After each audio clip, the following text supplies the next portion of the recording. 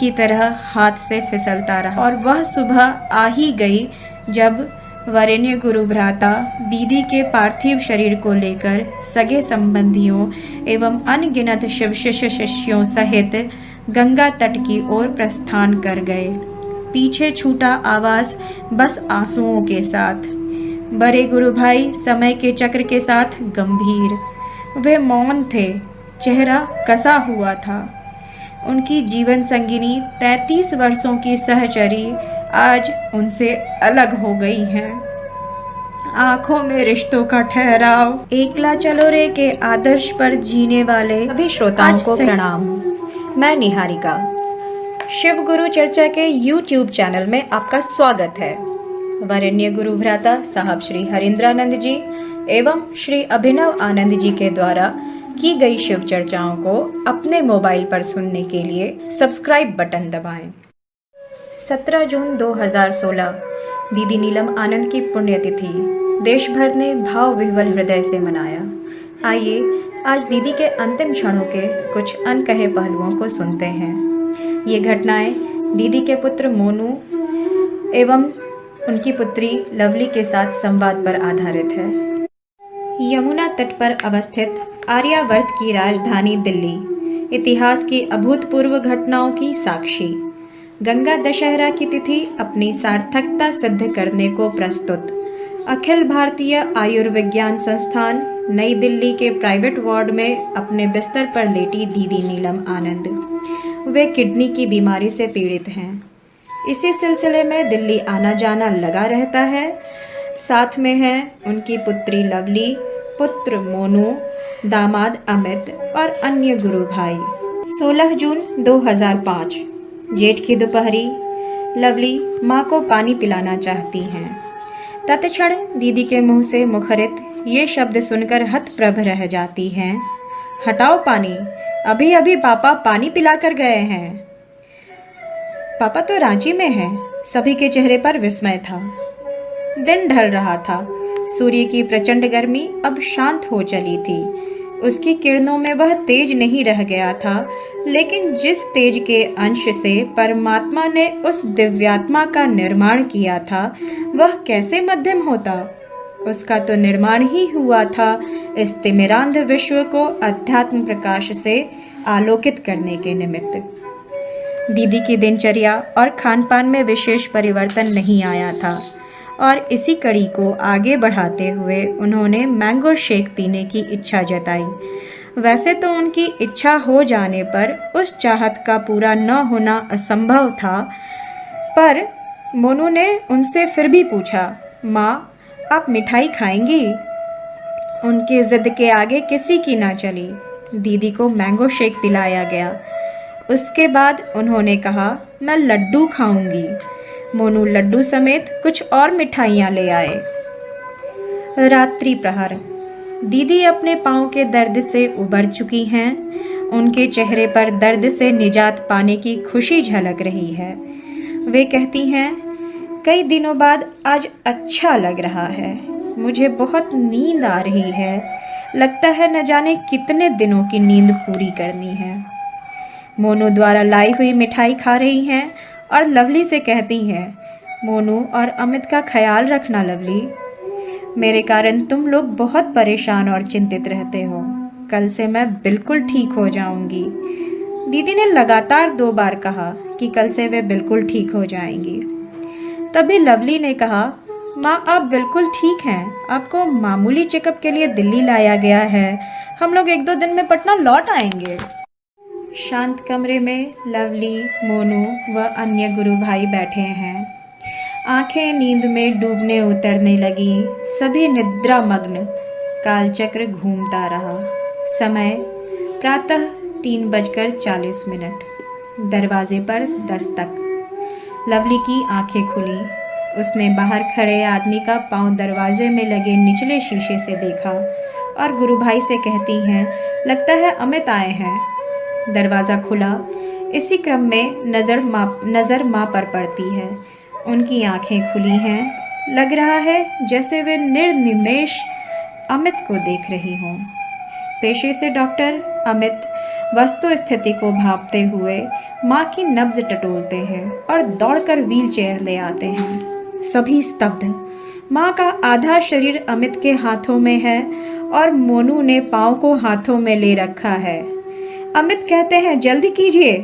दीदी का शरीर पीछे की ओर झूलता देख लवली ने व्हीलचेयर को पैरों से रोका और लटकते सिर को हाथ में ले लिया।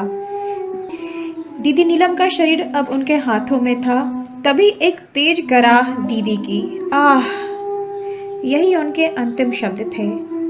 जहाँ तक मेरे स्मरण में है, दीदी नीलम अपने बच्चों से कहा करती थी कि बेटा, हम बिस्तर पर नहीं मरेंगे, और यही हुआ भी। व्हीलचेयर पर दीदी को बैठाकर सभी एम्स के इमरजेंसी वार्ड की ओर दौड़े। लगभग 1 किलोमीटर की दूरी 2-4 मिनटों में कैसे तय हुई पता नहीं चला। इमरजेंसी वार्ड में लगभग 20 डॉक्टरों की टीम ने अपनी पूरी वैज्ञानिक शक्ति झोंक दी। स्वयं अमित ने भी आधे घंटे तक हृदय को सुचारू करने के लिए पंपिंग किया, किंतु लगी मशीनें कुछ अलग बयां कर रही थीं। नियमानुसार 4:40 में डॉक्टरों के दल ने उनके शरीर को मृत घोषित कर दिया। कानों पर हथौड़े जैसी चोट, सांसें थम गई, शरीर सन्न और हृदय शून्य। भौतिक और पारलौकिक ऊर्जा का विलक्षण समन्वय। दीदी राजमणि नीलम अब नहीं रही। भारतीय अध्यात्म के इतिहास का इष्टतम क्षण। मानने को मन नहीं करता, लेकिन सत्य था, एक शाश्वत सत्य। एक तरफ प्राची में भगवान भास्कर की शक्ति का उदय और दूसरी तरफ एक पारलौकिक शक्ति का इहलौकिक अस्त। लवली, मोनू और अमित मरमाहत, पर दीदी के दिए हुए संस्कार और धैर्य को बांधे हुए परिस्थिति का सामना कर रहे थे, किंतु जन्मदात्री के गुजरने का गम चेहरे पर साफ था, जैसे हजारों सुइयां एक साथ चुभो दी गई हों। ऐसी विषम स्थिति को संभालना आसान भी नहीं। जब नौका सागर की उर्मिल तरंगों में डगमगा रही हो और हाथ से पतवार छूट जाए, ऐसी मनः स्थिति में थे सभी। सूचना जंगल की आग की तरह फैल गई। मोबाइल की घंटियां लगातार बज रही थी। सैकड़ों हजारों शिव शिष्य एम्स की ओर बढ़ने लगे। चारों ओर बस क्रंदन ही क्रंदन। आकाश में उमड़ते घुमड़ते बादल, प्रचंड चमक के साथ घोर गर्जन। बादल अब बरसे कि तब। इसी क्रम में अस्पताल प्रशासन से संबंधित प्रक्रियाओं को पूरा करने में लगे अमित। अब दीदी के पार्थिव शरीर को रासायनिक लेप के पश्चात ताबूत में रखा गया, ताकि उन्हें पटना लाया जा सके। दिल्ली के स्थानीय गुरु भाई बहनों को मौसम के लिहाज से अस्पताल आने से रोका गया। सभी आश्चर्यचकित थे। दीदी के अंतिम दर्शन के लिए आने वाले लोगों ने बताया कि वे जिस इलाके से आ रहे हैं उधर का मौसम सामान्य है, न तो बारिश हो रही है न ही तेज हवा। वैसे भी भावनाओं का बांध जब टूटता है तो थमने की बात कहाँ, प्रकृति भी कहाँ रुकने वाली थी। मूसलाधार बारिश के रूप में शोक संवेदना प्रकट हो गई थी। आखिर उसी प्रकृति का प्रतिनिधित्व तो दीदी ने इस वसुंधरा पर किया था। बरसते मेघ और गर्जना करता आसमान जैसे कह रहा हो, लौट आओ, लौट आओ। दीदी नीलम के इस बार के दिल्ली प्रवास के क्रम में कई चमत्कारिक और अविस्मरणीय घटनाएं हुई। यथा मोनू ने अपने मोबाइल से माँ की कई तस्वीरें खींची, उनके साथ की गई बातचीत को रिकॉर्ड किया, लेकिन यह क्या, सभी अकस्मात गायब। मोनू ने बताया कि मोबाइल से इन चीज़ों का अचानक गायब हो जाना मेरी समझ से परे है। कौन सी अदृश्य शक्ति काम कर रही थी पता नहीं। इधर दीदी के पार्थिव शरीर को पटना लाने की सारी तैयारियां पूरी हो चुकी हैं। अस्पताल से जैसे जैसे वैन आगे बढ़ रही थी, बारिश धीरे धीरे थमने लगी। जो मेघ शोक संतप्त होकर स्वयं को रीता करने पर उतारू थे, अब वे सारे क्रियाकलापों को भूलकर इस महान आत्मा को विदा करने के निमित्त मूक दर्शक बन गए। ऐसा लग रहा था जैसे प्रकृति भी इस दिव्यात्मा की वापसी के लिए अपने सर्वाधिक महत्वपूर्ण दिवसों में से एक गंगा दशहरा को संजोए हुए थी। हवाई जहाज 7:20 पर दिल्ली से उड़ा और लगभग 9:30 पर पटना हवाई अड्डे पर उतरा। दिल्ली से आने वाले परिजनों के चेहरे पर गहरी संवेदना और गंभीर खामोशी थी। साहब श्री हरिंद्रानंद जी अपने नाते रिश्तेदारों समेत हजारों शिव शिष्यों के साथ उपस्थित थे। भारी मन किंतु कर्तव्यों के निर्वहन की मजबूरी के साथ फूल मालाओं से लदी ट्रक पर ताबूत को रखकर बेली रोड स्थित आवास 4A/60 लाया गया, जहां परिजनों के करुण क्रंदन के हृदय विदारक दृश्य की व्याख्या शब्दों में असंभव है। परंपरानुसार दीदी का श्रृंगार कर सर्वसाधारण के दर्शनार्थ रखा गया।